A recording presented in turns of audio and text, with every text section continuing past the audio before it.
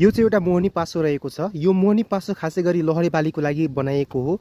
यो चाहिँ यसको भित्रको जुन तपाईँ हेर्दै हुनुहुन्छ त्यो चाहिँ आफ्नो आफ्नो प्रकारको हुन्छ। कुनैहरू बोट बिरुवाहरूको फलफुलको हुन्छ भने कुनै लहरे बालीको हुन्छ। यो चाहिँ खास गरी लहरे बालीको हो। लहरे बाली भन्दाखेरि हामीले काँक्रा फर्सी भयो, यसै गरी काँक्रा फर्सी घिउलाहरूको लागि हामीले उपयुक्त देख्न हुनसक्छ। यसले चाहिँ एउटाको यसको पावर कति छ भन्नाले एउटा चाहिँ यसले लगभग 2-3 कट्ठा चाहिँ कभर गर्छ र यसै गरी तपाईँहरूले 10 वटा यस्तै खालको मोहनी पासो लाउनु भयो भने तपाईँहरूको 1 बिघा चाहिँ मजाले कभर हुन्छ। र यसलाई चाहिँ कसरी लाउने तपाईँहरूले म देखाउँदैछु है। अब चाहिँ हामीले यसलाई चाहिँ जस्ट यहाँबाट खोलेर यो प्लास्टिकको बट्टाको चक्लेट जस्तो निस्किन्छ एउटा, यो चाहिँ तपाईँहरूले बच्चाहरूको पाउचबाट चाहिँ टाढा राख्नु होला। यसको कभरलाई पनि यहाँबाट चक्लेट जस्तो निस्किन्छ, त्यसलाई चाहिँ निकाल्नु होला तपाईँहरूले मजाले। र त्यसपछि यो चक्लेटलाई चाहिँ तपाईँले ठ्याक्क यहाँ अडिनु पर्ने हुन्छ है।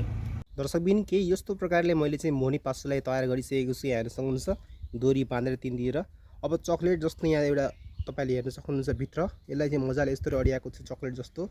र यो भनेको चाहिँ भाले किराहरूलाई चाहिँ यसले एट्याक गर्छ, आफ्नोतर्फ आकर्षित गरेर यो गन्धबाट उसले आकर्षित गर्छ र भित्र उनले यो तपाईँहरूको चक्लेट जस्तो जुन छ यसको मद्दतले त्यो भाले किराहरू चाहिँ सबै यहाँ ट्र्याप भएर मर्छ।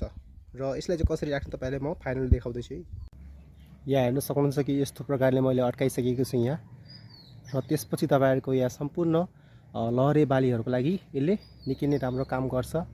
जस्तो कि घिरोला भयो, फर्सी भयो, यसको लागि यसले मजाले काम गर्छ। र यसको दाम चाहिँ तपाईँहरूले जस्ट 150 रुपियाँ रहेको छ मार्केटमा। तपाईँले पनि यसलाई युज गरेर आफ्नो लहरे बालीको लागि प्रयोग गर्न सक्नुहुनेछ।